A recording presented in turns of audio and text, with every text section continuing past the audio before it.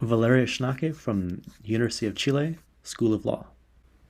Okay, so I would like to talk about two topics. The first one is about how AI-generated content may pose a threat to the right to privacy.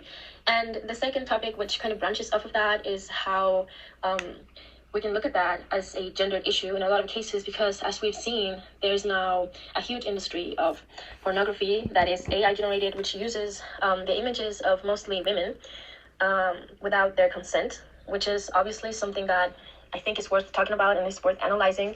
And it's very much worth thinking about how we can deal with these things and how we can approach this and try to kind of see if we can find a solution or what we can do if we are confronted with this. But I would like to present the issues at hand and how, they came to be, how they can present this problem. So the right to privacy is usually understood as the right to someone to have their own private life. And it's a fundamental right that is recognized across a variety of jurisdictions. And particularly in my country, which is Chile, in our constitution, the right to privacy is very much linked to the right to your honor, which is the word that it's used in the constitution. But it's also explicitly linked to things such as data protection. Talking about the right to privacy, I think, we think about things such as your public image, what people think about you, what you want to other people to know and what you want to keep in your private sphere, which is a fundamental right that every human being can have. One aspect in which this has been contested has been in the case of public figures. So a public figure can be anybody who is, famous, who is, it can be from a Hollywood star to a politician. So there has been some, it can be pretty murky territory when you think about, okay, but you're a public figure. How can you demand to have certain things be completely private, especially your image? Because a lot of these people, they have a very public image that they present to the world. But how do we relate that to AI-generated content? We have now the possibility of generating completely almost accurate to life imitations of a person's voice and of a person's image. And obviously it has actually happened that people have had their image used, as like I said in the beginning, to make pornography of them or have them say things that they don't have to say. And this doesn't only apply to people who are overly famous. It can apply to everybody. It can apply to people who are a little bit famous. If you have any sort of presence on the internet, you can be subject to this.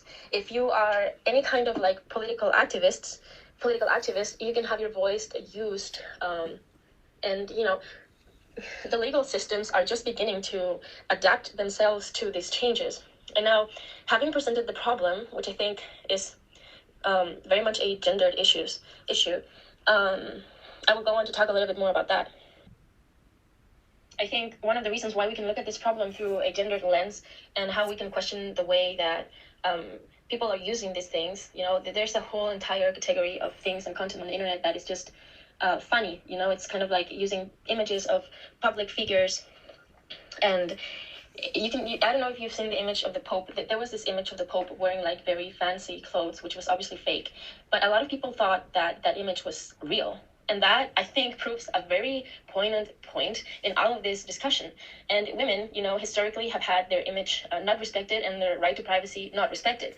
So in a context where anybody can take your image and altercate it, and in a context where society, when, the overarching societal context has women in a disprivileged position, and a lot of times it can be very hard to fight back against that, especially when all of these things are going around on the internet. As we know, it's very hard to stop something once it has gone on the internet.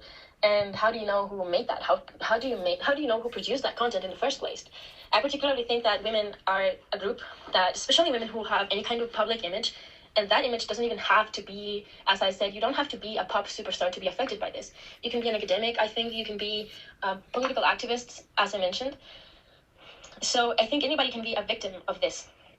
And as I see it, the people who have had their consent not respected in regards to their own personal image have been mostly women. And I think it's a very big debate to have about how the legal systems across the world will adapt to this and how we can defend ourselves into this. And I particularly think And this is what I will say to kind of close up this conversation, which is more of a conversation starter. I would like to say that probably one of the things that we can do, if we can stop this content from being made, if we can stop this initial infringement on the right to privacy to happen, is to kind of educate people onto the dangers of AI-generated content being fake. Because as we've seen, it's very, very easy for it to appear completely true and people can believe it and not think it was AI generated or fake until much later. So I think there should be a lot of more awareness going around about AI generated content and its dangers, particularly through a gendered perspective and lens.